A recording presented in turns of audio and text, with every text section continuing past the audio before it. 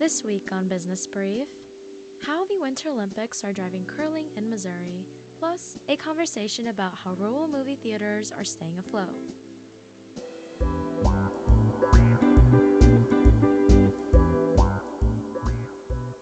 Welcome to Business Brief, Missouri Business Alerts podcast focused on the business news and issues shaping the state. My name is Crystal Sanchez, and I'm joined by my co-host, Noah Grabianski. How are you doing this week, Noah? I'm pretty good. I'm pretty busy, but still good. Missouri is just wrapping up a very nice warm spell, so I have been spending as much time outside this week as possible. I'm seconding you on that. I also want to take advantage of the beautiful weather, and hopefully we keep this lucky streak going on into next week. But before I dwell on the future, let's get into this week's headlines.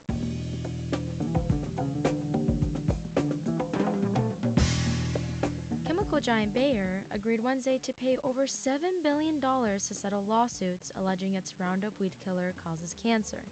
The settlement would compensate people exposed to Roundup products and diagnosed with non-Hodgkin lymphoma, as well as those diagnosed in the future. But it still awaits approval from a St. Louis court. Bayer inherited the lawsuits in its 2018 acquisition of Creve Coeur-based Monsanto. The company has already paid around $11 billion to settle nearly 100,000 Roundup lawsuits, while roughly 61,000 are still pending. The company has spent the last 2 years pushing bills that would shield it from certain lawsuits. Legislation to regulate so-called gray market slot machines narrowly passed in the Missouri House on Wednesday, just days after a federal judge ruled such machines are illegal gambling devices. The bill would give the Missouri Lottery the authority to license video slot machines for retail installations across the state. 80% of wagered money would have to be paid out as prizes, and one-third of the profits would be dedicated to state education programs. Companies profiting from unregulated machines would have 1 year to pull their machines from the market. The bill now heads to the state Senate for approval, though its chances of passing remain unclear. Boeing will return to its defense headquarters to St. Louis 9 years after leaving the area. St. Louis previously housed Boeing's defense, space, and security headquarters for 20 years, until it was relocated to Chicago and later Arlington, Virginia. Boeing employs more than 18,000 people in the St. Louis area between 3 facilities. The move comes just 3 months after a lengthy machinist strike reached its conclusion. There's no clear timeline as to when this move is expected to be complete. The Kansas City Council approved new rules banning convenience stores from selling so-called gas station drugs. The ban includes chemical inhalants such as nitrous oxide or whippets, nitrate poppers, and synthetic kratom products. The latter include a kratom derivative known as 7-OH, which lies in a legal gray area with little regulation or age restriction. Proponents of the drug claim it's proven to treat anxiety and depression, while critics call it a dangerous, easily accessible alternative to opioids. Kansas is the first major area in the Midwest to ban such products after a unanimous city council vote. The Missouri State Auditor released a report Wednesday claiming that flaws in the 2019 medical marijuana licensing program raised questions over whether licenses were fairly awarded. The audit of the Missouri Division of Cannabis Regulation alleges that shortfalls in the application scoring process led to more than $12 million in litigation and administrative appeals. The division released an opposing report claiming that only 3% of applications were audited, which was insufficient to make a generalization of the whole application system. The state audit claims that while the application process was made more fair with time, licensees weren't subject to required inspections.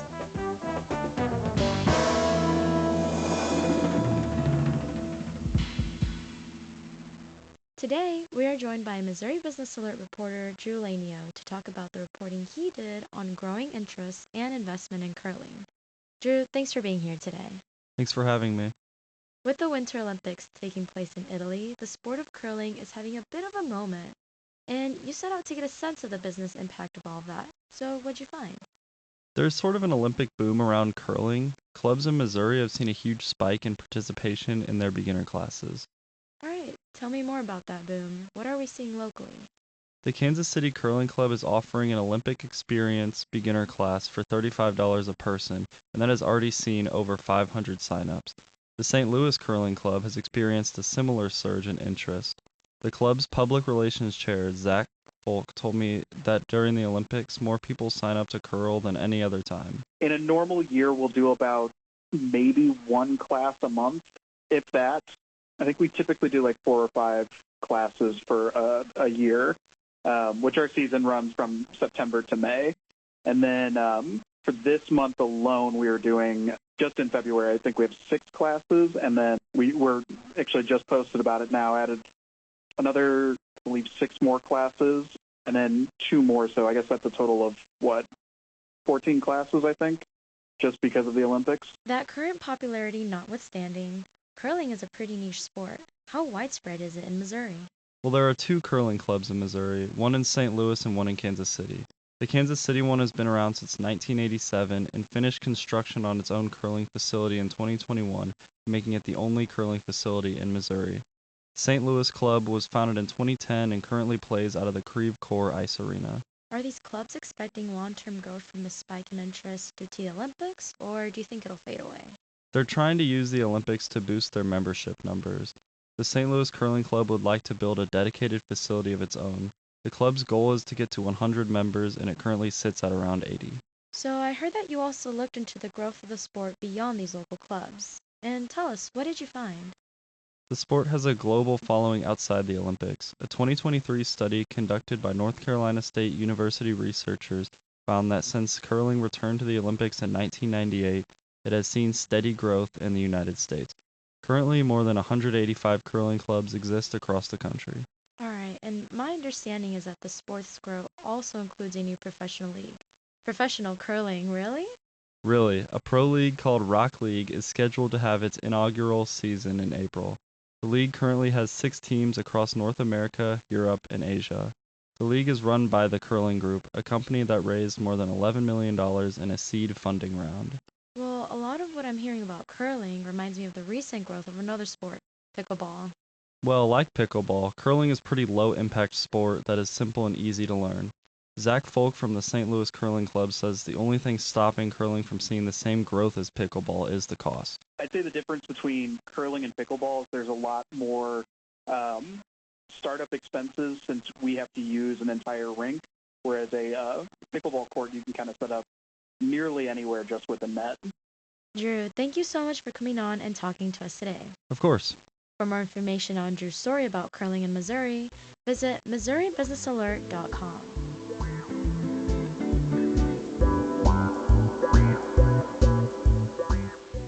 Our next story takes a look at how one movie theater in mid-Missouri is finding ways to thrive after tough years for the film industry. Noah, you reported the story, so what did you find out? Well, I spoke to Robert Mayer, who is the chief executive of RT Entertainment, which owns the Fulton Cinema 8 in mid-Missouri, along with 7 small-town theaters in 5 states throughout the Midwest, including Iowa and Oklahoma. They operate on a community-level model and work to rehabilitate less modernized theaters. Streaming has become a massive market and seems to be fundamentally changing the way we watch movies. Plus, the potential Netflix-Warner Brothers deal has some wondering about the future of theatrical releases and the theater business. So, how does a theater CEO keep things going? Well, Mayer had a lot of insight into the importance of operating theaters in small-town markets, and rural markets too, and how theaters can provide an exciting alternative to the home movie streaming experience. Here's part of that conversation. Thank you so much for joining me for this interview. And the movie business has been an extreme roller coaster ever since COVID, really, with things shutting down. There was the very slow return to theaters over the next few years, and ever since then, I mean, streaming has been the big thing. So, being a smaller group of theaters in the United States, what is it like to be working in an industry that is dominated by these large chains and by streaming services? The one thing about the theater, it actually really isn't dominated by large players. You know, there's AMC, Cinemark, and Regal are the top 3, and I think together they're right around 50% of all of the movie attendance in the U.S. So actually, independent theaters are all over the place, and then there's a lot of exhibitors that are smaller than those top 3. So it's actually a pretty healthy marketplace in terms of how that works, but it's also hyper local, right? I mean, people go to the theater that's close to their house, unless for whatever reason they don't like that theater, let's say it's old and run down, they might go to, they might drive a little farther, or they might not go. But for the most part, it's a very localized marketplace. So even though we hear a lot about how AMC is a meme stock, or how Regal just went through bankruptcy. I think that was their second bankruptcy. They tend to stay out of the smaller communities because there's not as much profit margin. So in fact, that's AMC's strategy right now, is to kind of offload their unprofitable or their marginally profitable sites and close them down, or transfer them to companies like ours, where we're looking to pick up some of those sites because we know how to work in small communities. Yeah. Are you finding that a lot of your theaters you have to rehabilitate, and what is the kind of process around that? Yeah, so I mean, that's one of the ways the industry is continuing to thrive, especially post-COVID. One of the things that we saw just looking at the data was theaters that had been remodeled prior to the COVID pandemic ended up bouncing back, and in some cases were even stronger in 2023, 24 than they were in 2017, 2018, which were kind of the peak years. So there is an element of that that's really important, because people do have options, as you mentioned. They can sit and watch streaming at home. They can go out.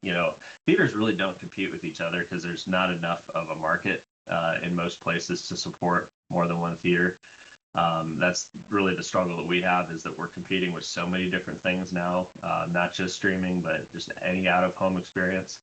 And so we just have to be a premium option where people are going to pick us over one of those other things that they can go do. And that's why the remodeled theaters work well. I see. And where else do you kind of find those additional edges that get you more profit? Well, I mean, one of the things that we've noticed a big uptick in over just the past few years is people wanting to rent out our theaters for their own private parties. Some of our locations will do 2 or 3 of those a week. And that's a nice additional revenue stream for us. It helps us offset some of our fixed overhead costs. We aggressively price those so that it's affordable for families to bring their kids, or for a group of friends to get together. You wouldn't have to worry about, a group of teenagers coming in and being on their phones and talking and giggling, and that's, or if you just want to, be able to chat with your friends at a normal volume like you would in your living room. I mean, that there is a pretty good demand for that. And so that's what we're trying to figure out, ways that we can, accommodate our guests in their desire to have that. So you're sort of seeing this kind of overlap between people wanting the nice quality of the theatrical experience as well as the personal experience of streaming that they might get at home. Right, exactly. And there is, it doesn't matter how nice of a TV you have in your living room, the theatrical experience is still the theatrical experience. You can't deliver that in your living room. I mean, it's different going out versus staying in your house. But I think what streaming has done more than anything is it's just been a disruption to business as usual. And smaller companies are better at handling disruption than big companies are. That's just a fact of how big companies operate. It's like turning the Titanic versus, turning a little speedboat. How do you, if you're used to buying a big blanket ad buy across the cable networks and showing your ads on TV, repetitively, you're getting a much, much smaller audience for that type of a strategy today. And then on the flip side, streaming and other similar technologies where it's, hyper personalized, you're having to now target. And so the ad cost per view has gone up. That's a problem for movies because movies are so broad in terms of who they target and who might be interested in seeing them. And you don't always know who that audience is, so anything the studios can do to bridge that gap. Once they figure that out, I do think that streaming will stop being part of the conversation in terms of why theaters aren't doing well. Because I don't really think having more choices at your fingertips is a bad thing.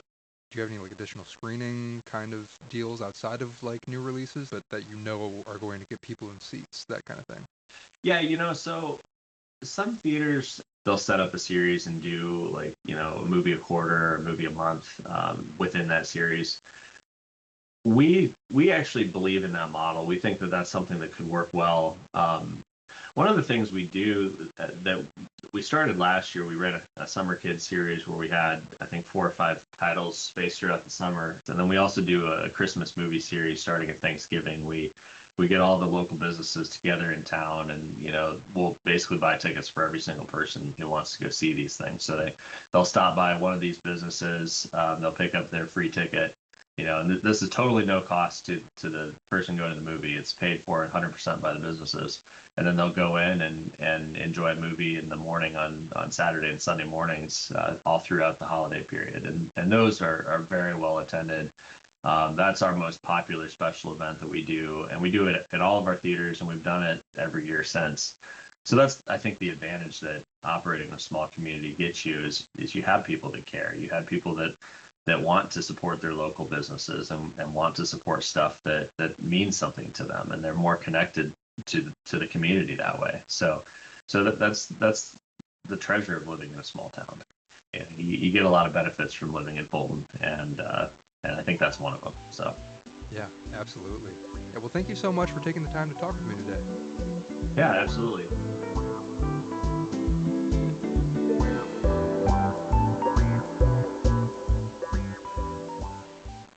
It is now time for us to get into our words of the week. Noah, what's your word this week? My word this week is fan festival.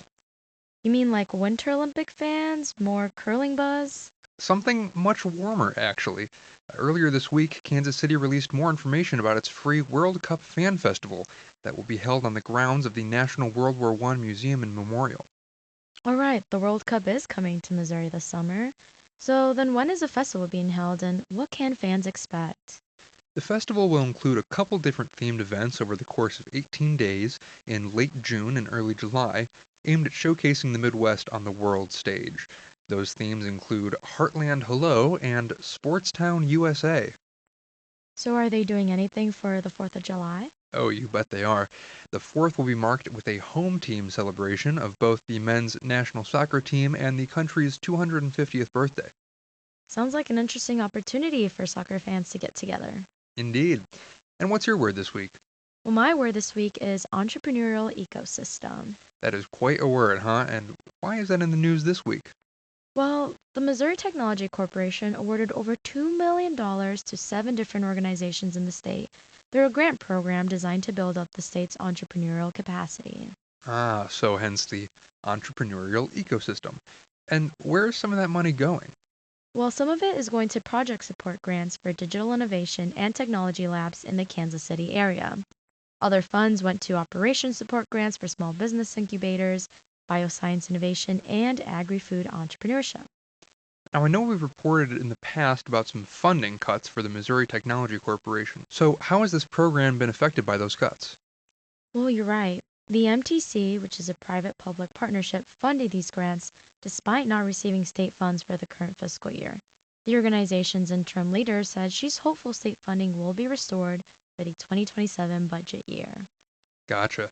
And that's something we'll be keeping an eye on this state budget season. And now for our closing thought, here's Robert Mayer from RT Entertainment on how operating in small towns is a plus for his company. We're very comfortable in that environment because we know how to staff our theaters with people who are going to be part of the community and not just treat it like it's a corporate run theater. So, well, that is all for this week. The M33 Project provided the music for this episode. For my co-hosts Noah Grabianski and editors Kelly Durick and Michael Stacy and Riley Hindle. I'm Crystal Sanchez. This has been Business Brief. Thank you for listening.